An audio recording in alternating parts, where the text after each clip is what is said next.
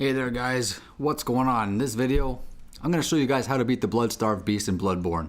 I had a heck of a time beating this boss, played against him probably 15 times or so, and I got to learn his patterns very well. As you can see by my inventory there, I stocked up on throwing knives, I stocked up on Molotov cocktails, and I stocked up on antidotes. I would suggest getting all those items stocked up to 10 before you fight this guy. Don't be afraid of him. I mean, if you're afraid, then you're going to lose. As you see, I ran right at him there. I targeted him immediately, and now I'm in battle.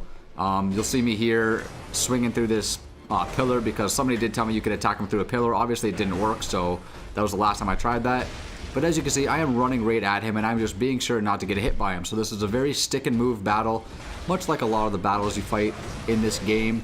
But you dodge his attack, try to get behind him, hit him a couple times with your weapon, and then back up out of the way. As you can see, I have my target on him the whole time. I am targeted at him.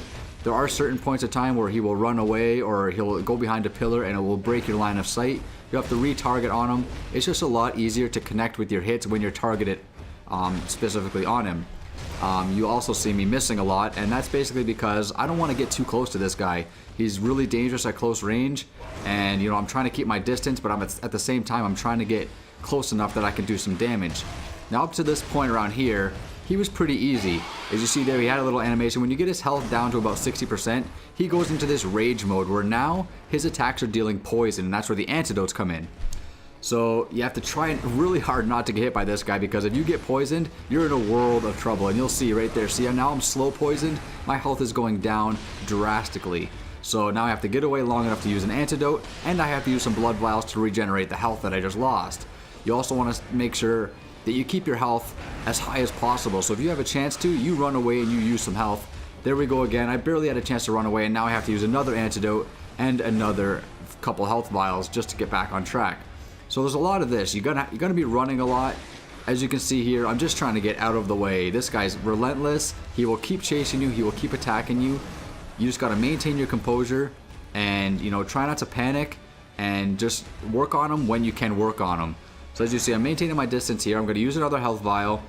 Then I'm going to turn around and I'm going to square up with them and start engaging in combat once again. So once I turn around, I know where he is now. I'm going to focus on him. I'm going to wait for him to attack. I'm going to dodge out of the way, and I'm going to try to get a couple hits in. I only got 1-2 hits in there, but you know what? Better than nothing. Doing a little bit of damage each time, and it's just a rinse and repeat, okay? You're going to let him attack, dodge out of the way, try to get behind him because that's when you can do the most damage, and just swing your axe 2 or 3 times. One key factor is try to keep a minimal, try to keep the corner of your vision on your stamina bar, because you don't want to swing your weapon too much to the point where your stamina's gone and you don't have any more stamina to dodge out of the way. You really need to make sure you have at least 1 or 2 bits of stamina left so you can at least dodge out of the way if he starts attacking you and you're right in front of him. If that doesn't happen and he ends up getting you, chances are you're going to be in a world of hurt and a lot of danger, like I am right here once again, poisoned once again. I mean, you can see already, just the attack alone takes away a lot of health, and using the antidote has a little a delay kind of thing. He goes through a little animation. Those are all really dangerous moments. You want to make sure you gain enough ground between yourself and the Blood-Starved Beast to make sure you can use these powers without being attacked again. Now, pretty soon, you just saw me switch to my Molotovs there. I don't want to get close to this guy anymore, okay? So now I'm going to try to destroy him from a distance. So now I got all 10 Molotovs. I'm going to try to use them all to my advantage. As you can see, the second one I threw there missed him, which is kind of bullshit because I'm targeted at him. But you want to find the sweet spot where you can throw a Molotov at him and make sure it hits him. You want these things to count. And, they are doing a decent amount of damage, about as much damage as my axe is doing. So why not maintain the distance, stay at a safe distance and just throw these things at him, as much as I can. So you'll just see me just spamming these Molotovs at him. I missed another one there because he's going through rage mode and he happened to duck there. He ducked under another one. So, I mean, I had 10 Molotovs and I think I've missed 3 or 4 already, and I'm down to 3.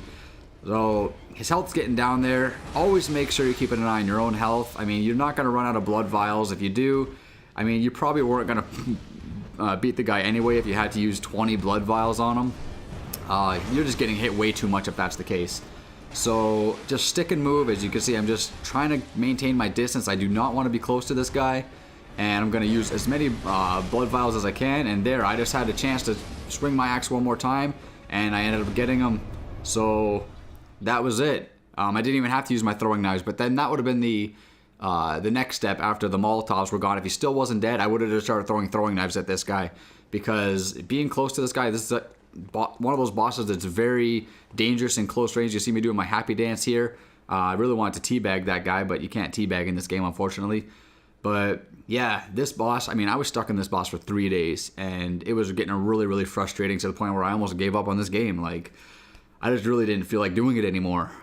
So I literally went out and I farmed. I leveled up a few times, leveled up my stamina, leveled up my strength and my abilities and all that stuff. Leveled up my health.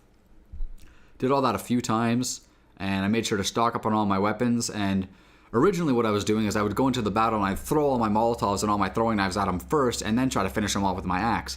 That's a bad idea, because if he ends up killing you, then you've lost all those items. You have to get them all over again. So it's better to, you know, do as much damage as you can with your axe, as I did in this video, and then finish him off with your throwable weapons. Try to maintain your distance, and, you know, it's just a lot of stick and move. Dodge his attacks, attack him from behind, and before you know it, you'll be a slayer of the Blood-Starved Beast. So I hope this video helped you guys. I hope you guys get through the Blood-Starved Beast, and I want to thank you guys for watching. I'm Vile Self. I'll see y'all later.